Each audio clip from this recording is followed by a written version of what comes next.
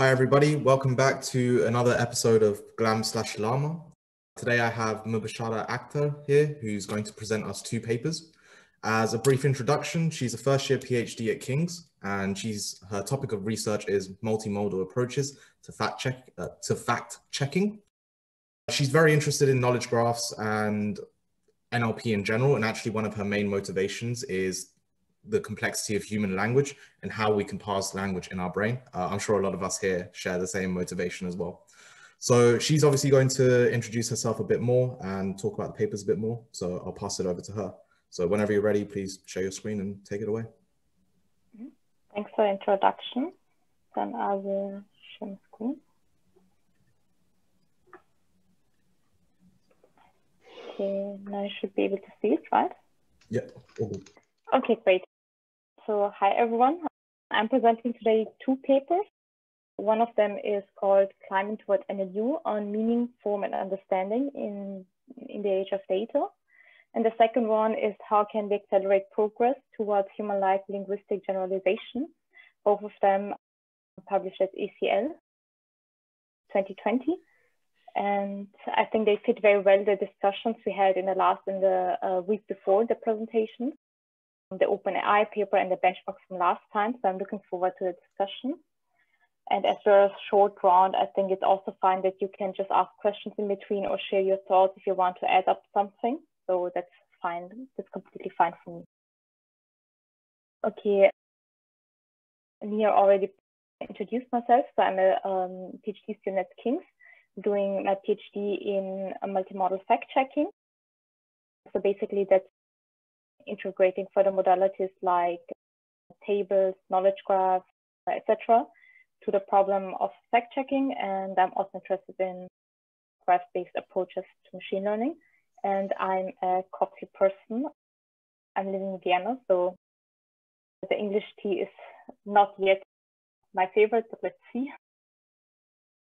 Okay, so the presentation will be, first of all, we'll be talking about the first paper a little bit longer, and then about the second paper, and then we can have a discussion, a more detailed discussion afterwards. Okay, given the first paper, I'll be talking about the stuff the authors are criticizing about the current approaches in NLP research. They introduced some linguistic definitions, which I will be also presenting, a thought experiment, which is very interesting, and also their observation of the direction NLP research and the community as a whole is currently going. Okay, so basically the author starts the paper with stating that we're currently facing an AI NLP hype, as probably all of us know. And they criticize that this hype is fed by overclaims such as, and they state quite some citations, but one example would be a Google blog post where they claim that the BERT model is able to understand how human beings communicate. And the authors say that maybe we as a researcher, or generally the NLP research community, knows the limitations of these models and approaches, but the popular media and human beings in general don't. So we should be careful with using terms like language understanding and the model understands the humans and so on. And they provide a lot of evidence about this criticism they offer. So basically, the main argument of the author is that a system which is exposed only to form of language in its training cannot, in principle, learn meaning. So basically, they say when a model is just exposed to the expression, the language expression, questions, answers, whatever, although it's a huge amount of data, it cannot learn the meaning behind this language.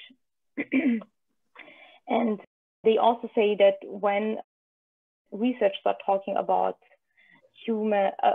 understanding, language understanding, and if they mean the language understanding which we know from human language understanding, what a kid understands over the years of his growing up, which increases and increases, then this is not true. The language models are not that good yet, they say. But they also add up that if researchers are not talking about this kind of language understanding, then it is very important to also redefine these terms in the papers, in the research work, which is being done.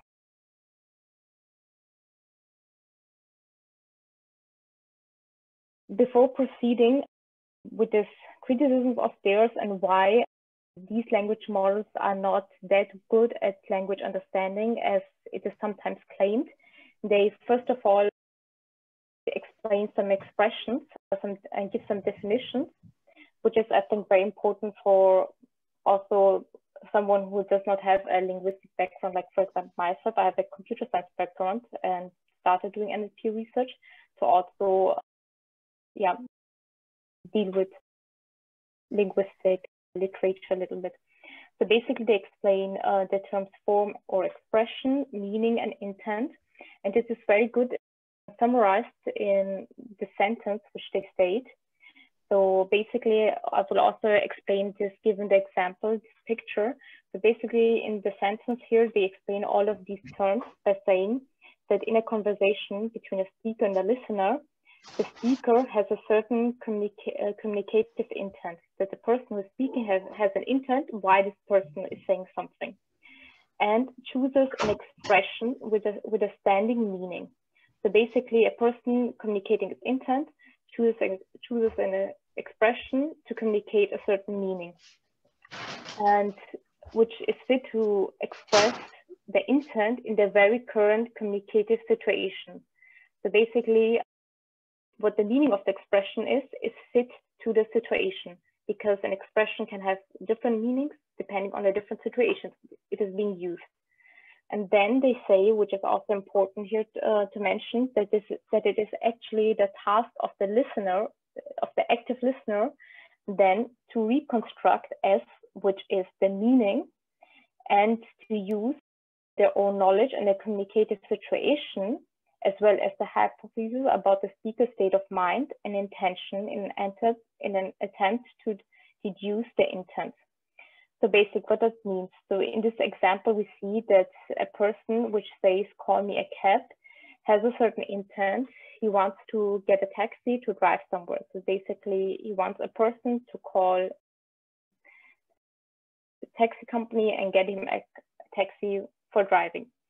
And this person chooses a certain expression, call me, like call me could also be used in a different context differently. But here he uses, given this situation, the expression call me a cab.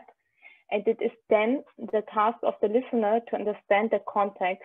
For example, this person in a hurry, this person has to go somewhere, and to interpret this expression call me a cab and understand the intent behind. So it's not about he should be called cab, just like the girl does, you are a cab, but to understand the intent, that what this person actually wants to get a car. And I think this example or the sentence explains very well the definitions of these different words.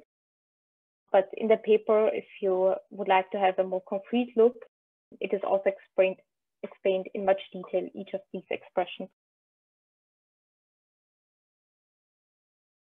Okay, let's get back to the criticism of the authors that these language models are actually not able to really understand a language, just like we know language understanding from human beings.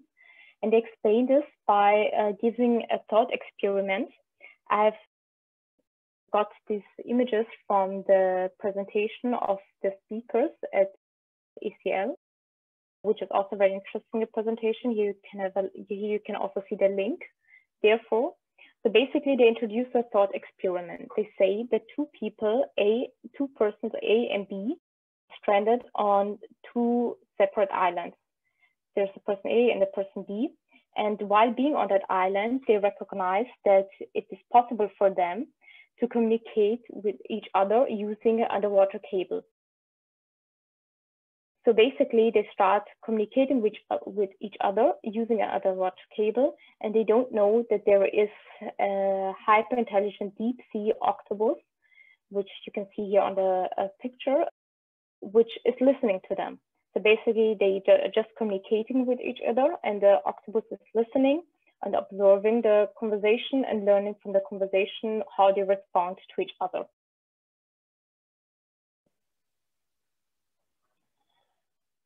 Then at a certain point of time, what the octopus does, let's call him O, they call him O in the paper, he cuts the cable and inserts himself into the communication. And from this moment onwards, he continues communicating with A, the person A on the island, and pretends to be B. The question with the authors, what the authors then state is how fast this person A can recognize that actually they are not talking to B, but this person is talking to an octopus. And this is what is then examined in the paper in more detail. So basically, they then continue their communication, and A says something like, "What a pretty sunset," and octopus answers, "Reminds me of a lava lamp." And this works well, and A does not recognize that actually the octopus is talking, because the conversations are always very similar. There's not so much new stuff to talk about while you're alone on an island. So here you can also see an example where A uses some new words like coconut catapult, and the octopus just responds how he heard B responding to similar sentences. But then a new situation occurs, which the octopus has never seen before, and A starts talking about something which he has never seen in the data or in the conversations before, and the beer appears on the island. So basically, A then asks the person he's talking to for help, and this is the situation where the authors say it is important to observe now how the octopus responds, to get to know if he really understands what A is talking about, and generalize his language understanding knowledge to a new situation.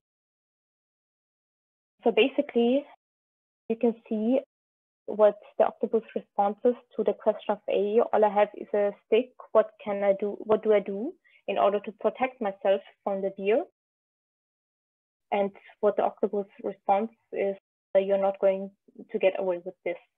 And in the paper, the authors also state, I think in appendix, that this was something they actually tested using GPT-2. And this is what was the response they received, because the octopus in this situation does not know in which context this word is used. It is new, it has not been observed before. So basically, the authors here take this as an evidence, as well as other thought experiments, that language understanding is not that represent in these language models as we sometimes assume, or people sometimes assume. And they also give another very interesting example, which is using Java code. So basically say, if you train a language model on all the Java code which is available on GitHub, can you expect the language model to actually execute this code?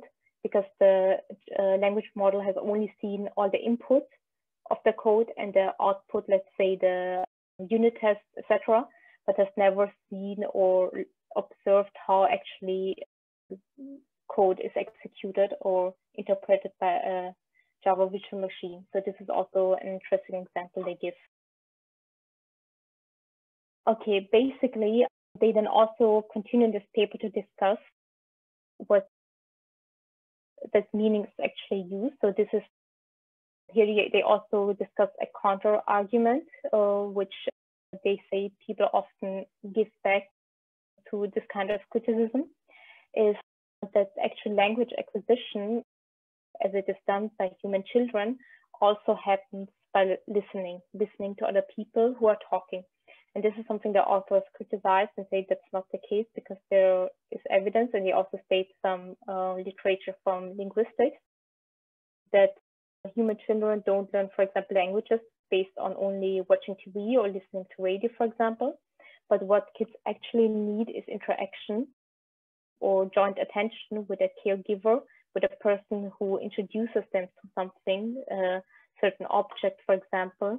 So, and also gives this object a label. So basically they say what kids actually do is that they do grounded language acquisition.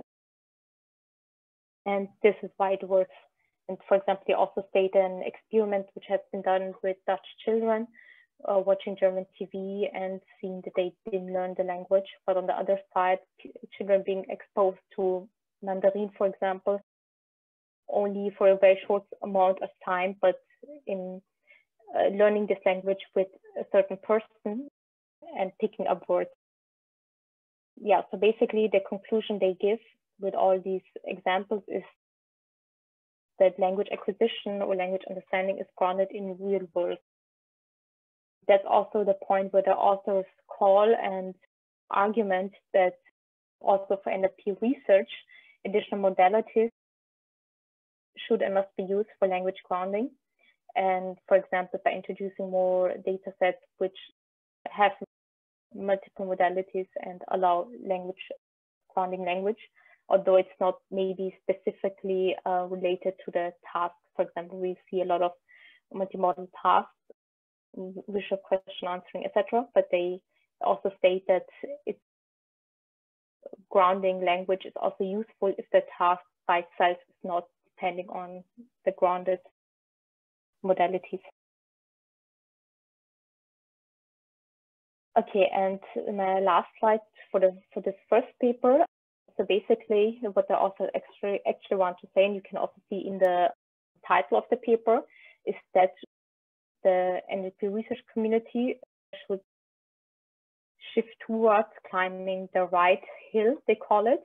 So basically, they say currently there is a lot of bottom-up focus, and it is often stated, as well as in popular media, etc., that there's a lot of progress going on, but they say it's important to ask into which direction is progress going.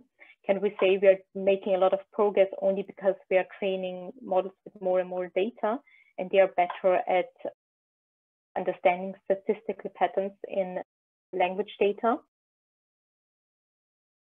Or are we doing a top-down approach? So basically, they say it's better to take a top-down approach and to ask the question where this research should go in the long run by asking questions like, for example, they mentioned the Turing test, that if it is really possible to mimic a human conversation, or how if we develop systems which capture meaning of multiple languages and really capture the meaning and so on. And they also emphasize the point which I've mentioned before on data sets and task creation, because they say that it should not be claimed, people should not claim that a real natural language is understood given a certain test set, and because the performance on this test set is going very well. But they say that tasks are needed which cannot be solved based on superficial understanding of language expression or forms, as we often see it. They also say that it is important to evaluate models across different tasks and not only specifically for specific tasks, and also to analyze the success and the failure of approaches to solve certain NLP tasks in more detail. For example, to ask questions like, why is something performing that good? Is it really performing good because the model is so good at understanding this task and reasoning over the data, or is it just good because the test set resembles very, very good the fine-tuning data which has been used, and not a lot of reasoning is needed. And they also mentioned that it's important to test approaches which have been developed on new domains, and introducing certain specific examples into the data, for example, expert examples or serial examples and so on. But this is something which is then discussed in more detail in the second paper. That's why I have also then added the second paper, because it relates very strong to the to the solutions which are presented in the first paper, but which are not discussed in very detail in the first paper. So basically, the second paper is about how can we ask some questions about the previous slide that you have up. I'm still kind of unclear on what does it mean by bottom-up focus and top-down? Because I would say that for a long time, the research community, and especially the NLP community, has been focused on, you know, conversation and trying to create language models which can solve the Turing test. And with big language models such as GPT-2 or 3, like they're trained on a huge amount of web data, which does represent natural language. So I'm not fully I don't fully understand what they mean by superficial form of understanding only. Yeah, if you could just clarify what the author, that'd be quite useful. Yeah. So basically what they say in the paper is that currently there is a strong bottom-up focus in NLP research, what they state, and they explain this by saying that there is presented a lot of progress by presenting some numbers, which are some benchmark numbers, which are reached and get better and better. And sometimes these numbers are even better than human performance, for example. But if the model is then tricked in a certain way by introducing some changes, then it actually gets clear that the model does not really understand and answers certain questions, for example, based on a lot of pre-training data it has seen before. So basically they say, okay, this is an approach, but it is important to keep in mind that in the long run, we have to ask other questions as well, and not only present better benchmarks because there is more training data available, or there are models which have more parameters and so on. So that's basically what they say. They say, okay, it's going into the direction of more data, more parameters, bigger models, etc. But is this actually something which will lead to real natural language understanding or real generalization over language? Cool. So what would the author say if, for example, GPT managed to pass the Turing test in its current state? Like, how would they criticize that passing, saying that, yeah, GPT isn't really understanding what language is and it's just relaying information that it's collected from its data? I think what's very good, or what I like a lot about this paper, is that they don't only state this criticism without giving some concrete examples. For example, like stating papers on, so basically they also say, okay, there is some kind of understanding in these models, like understanding of semantic similarity. And they state some papers on the topic of pathology, which has come up very recently. Researchers analyzing what actually does BERT and other models understand of language. But they say it's not accurate to claim that something is better than human understanding, only because the performance on a certain test set is going so good. Okay, this sounds like it can get quite philosophical, but yeah, let's save that discussion for down the road. Okay, thank you. Yeah, I'm looking forward to that discussion afterwards, because it's not right or wrong or something like this, but it's different aspects. Okay, I will then continue with the second paper, which won't take so long because there are not so much slides. So the second paper, how can we accelerate progress towards human-like linguistic generalization?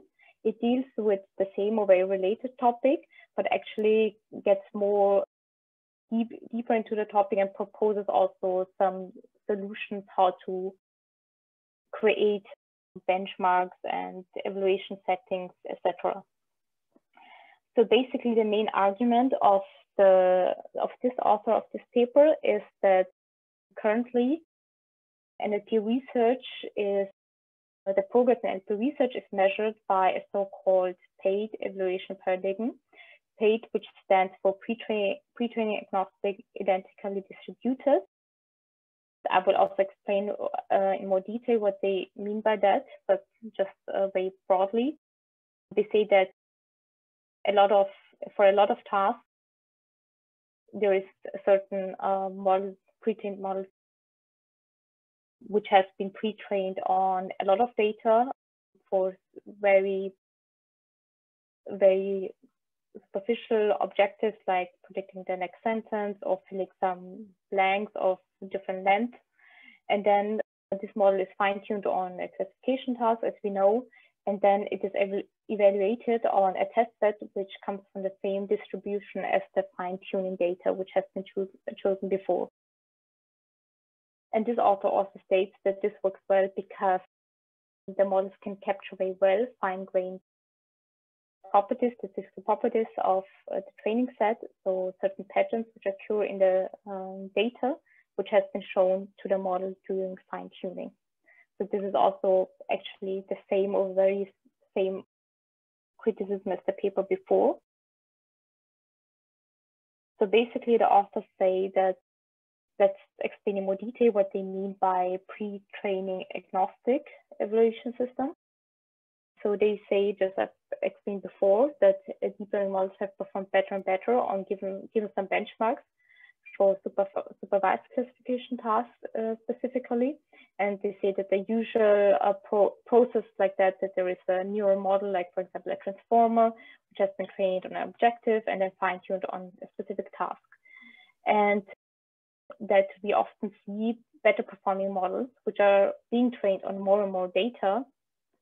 And what they criticize about benchmarks in the paper is that the benchmarks don't differentiate between the amount of data the models have been trained on.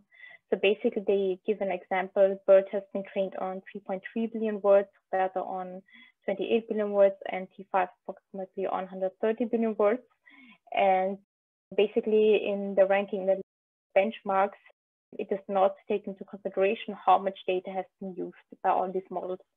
This is something they say shouldn't be the case like this, because if we don't differentiate on the resources which have been used for solving a specific task, then the direction we are going towards is not developing better and more advanced architectures, but going to the direction of just performing better than the previous performing solution, by having more data sets, having a huger data set size and more resources for training.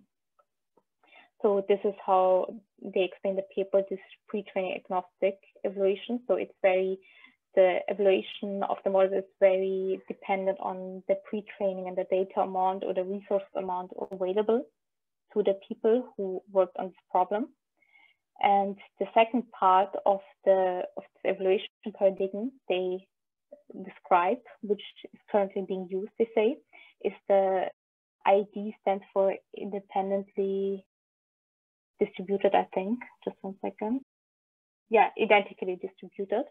So this part, identically distributed evaluation paradigm, here they criticize the way the data sets are being created, and that, for example, they compare crowdsourcing versus expert but small data sets, and also criticize the quality of some data sets. They, for example, state as an example, I think, the Stanford NLI corpus, which has been analyzed by other researchers, that, for example, only introducing specific tokens, for example, the token not, if something is classified into another label, although the meaning does not really change that much.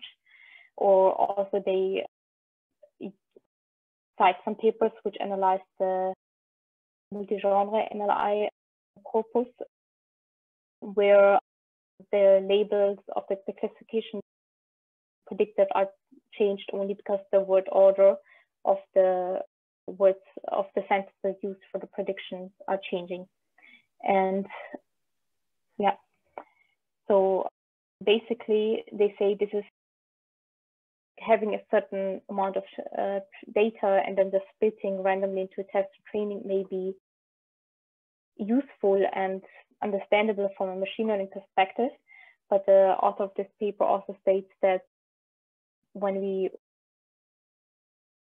want to claim that a model understands language, then this is not enough, because language understanding is also very strongly related to language generalization, to be able to generalize to new domains, to new situations, etc. Yeah.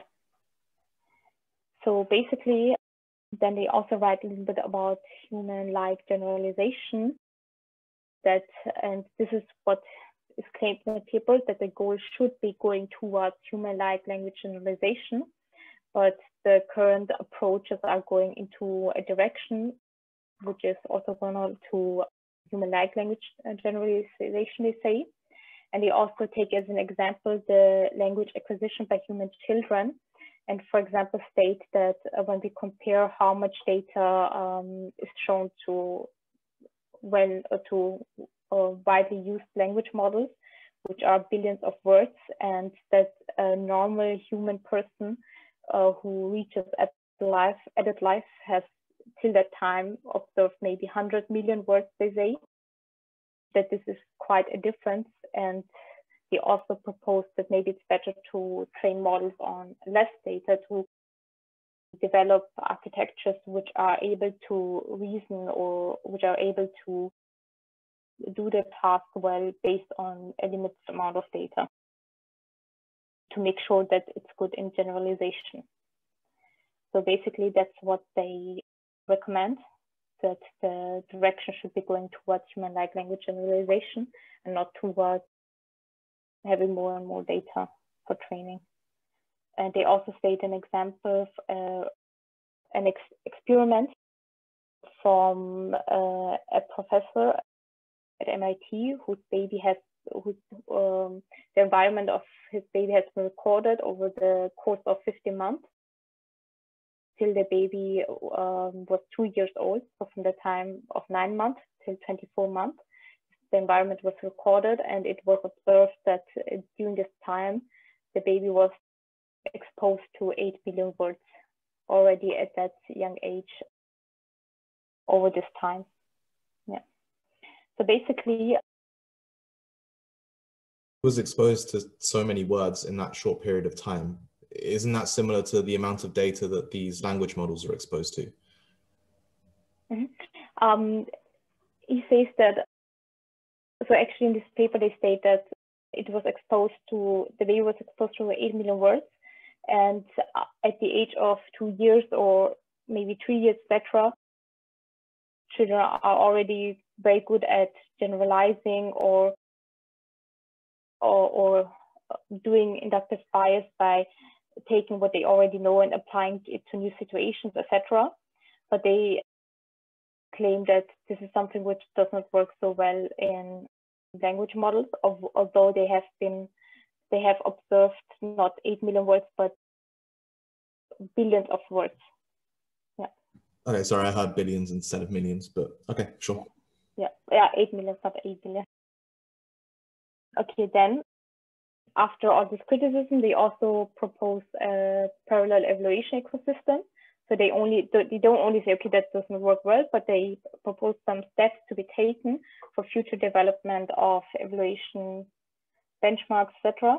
So basically they say, regarding the pre-training corpus, which is created, they recommend to have multiple small subsets of pre-training corpus, so of different sizes, to be able to observe how models are performing based on exposure of a small amount of data versus exposure of more and more data. So it's also possible to see what the model actually is able to generalize on given maybe the same amount of data as humans are given, and given more and more data. Then they also state in this paper, just like in the paper before, to focus more on grounding. So not only just like humans, which don't only learn from text or from textual data, but also grounding this textual data in other modalities, and emphasize that more multimodal data sets to be introduced of NLP related tasks. And they also state that normative evaluation should be also focused, which I've mentioned before, not only huge crowdsourced data sets, but also a small amount of data sets which have been developed with experts, which have a different quality standards, etc. And they say these data sets should be developed in a way that it is possible to detect if the model of certain architectures which should solve a certain task are really able to solve this task, or just reasoning very well over the pattern in the training data. And they also state, just like examples mentioned before, that these data sets should also augment with certain examples which are there to break maybe the performance, like, for example, changing word orders, introducing specific tokens, etc., to see if the model is also able to generalize and reason well over these. They also mentioned to introduce some test-only benchmarks to the model. For example, if the model has been pre-trained on certain test set, then there is a corresponding certain training set, then there's a corresponding test set, but also to introduce further test sets, for example, for different domains, for the different contexts, etc., whatever, for which the model has not seen any training data before. And they also mentioned, this is the last point, that further attributes could be introduced to leaderboards, to benchmarking systems, which also take into contribution, for example, the amount of training time taken for this model, or the amount of data which has been used, or the computation resources required, etc. So not only rank the model based on just one number, but also to compare different solutions for a task given different aspects. Yeah. So basically, these are the solutions to present to the criticism that's given in the paper. And this also leads me to the last slide. And I think that's well for the time, because now we have enough time also for discussing. That's it from my side. Thank you very much. Yeah, does anybody have any questions for Mubashara?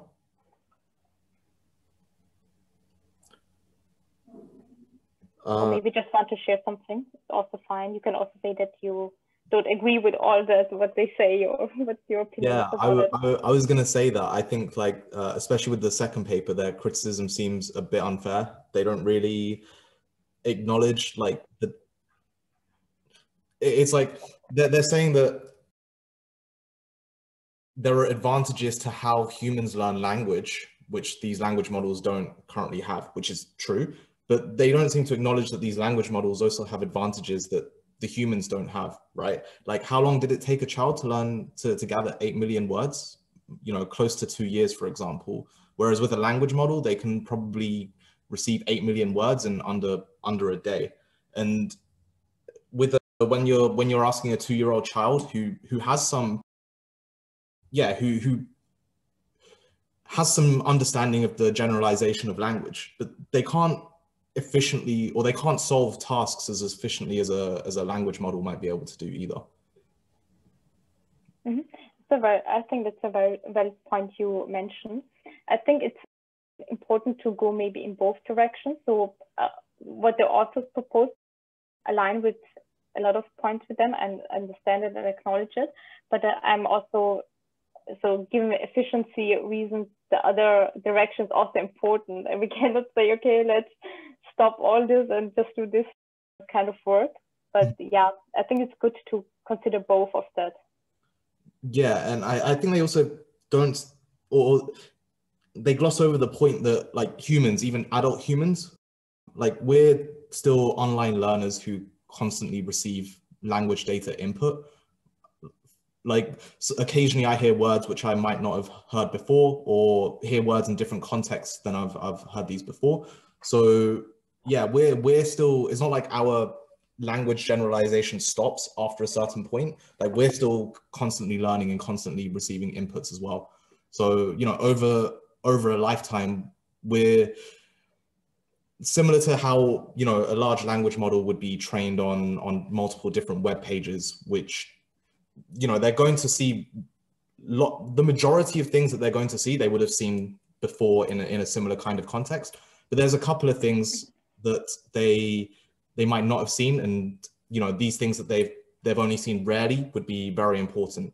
And that's kind of similar to a human as well. Like we still do this. We don't have a stopping point for generalization or language understanding. Like we're continually learning until hopefully our whole lives. Yeah. Cool. There was also, yeah, it was kind of interesting to see the solutions that these authors proposed. I thought that was really cool. For some people who don't know, actually, Google have announced a benchmark for large language models called Big Bench, which is it's going to be a collaborative collection. So submissions on your ideas for how language models should be evaluated.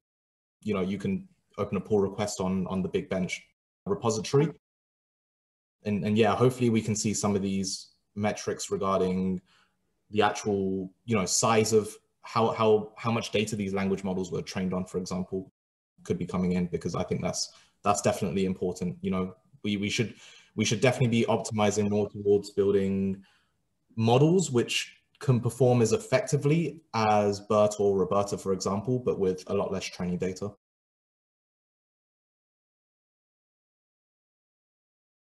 Yeah, hi, I've got a quick question as well. So yeah, I was just interested. Thanks for the talk, by the way. I thought it was really good and quite informative.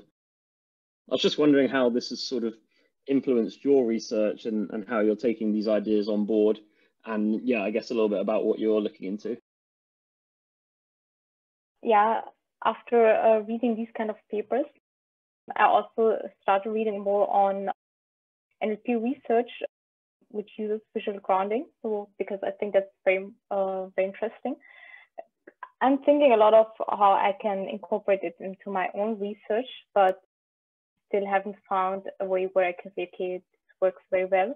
But there's one paper I also wanted to share, but I don't know where the chat for window is, which is very interesting because I think this paper was the best paper or was mentioned at visually grounded compound TCFGs, it's called, where they use visual grounding for solving language-related tasks. And I think this is a direction I could think of also maybe integrating into my own work. So for example, I've also thought of using knowledge graphs because I'm doing I'm doing research on fact checking. And I was thinking of using knowledge graphs, for example, Wikidata, which does not only contain like the relationship between different entities, etc., but also grounded visual data and etc. So this was a direction I was thinking of, but yeah. And Nihir, do you know how I can share something or write into the chat? Yeah, like if you move your mouse to the top of your monitor, you might see like a drop down, and then yeah, if you click more, there's a chat button. Yeah, I will share the title of this paper, which I also found very interesting because because that's something which is maybe also applicable to a lot of other tasks. Were there any language models which were trained in a multimodal fashion that the authors of this paper looked into? No, I've not seen any.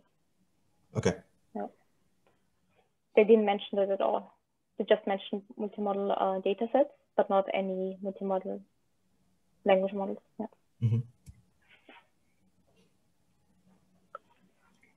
Cool. Do we have any other questions for?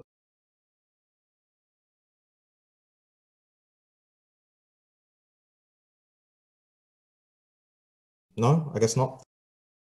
Cool. Yeah. Well, once again, thank you very much for the talk. It was really informative, and there's definitely lots of room for discussion here, which we can have when we stop recording.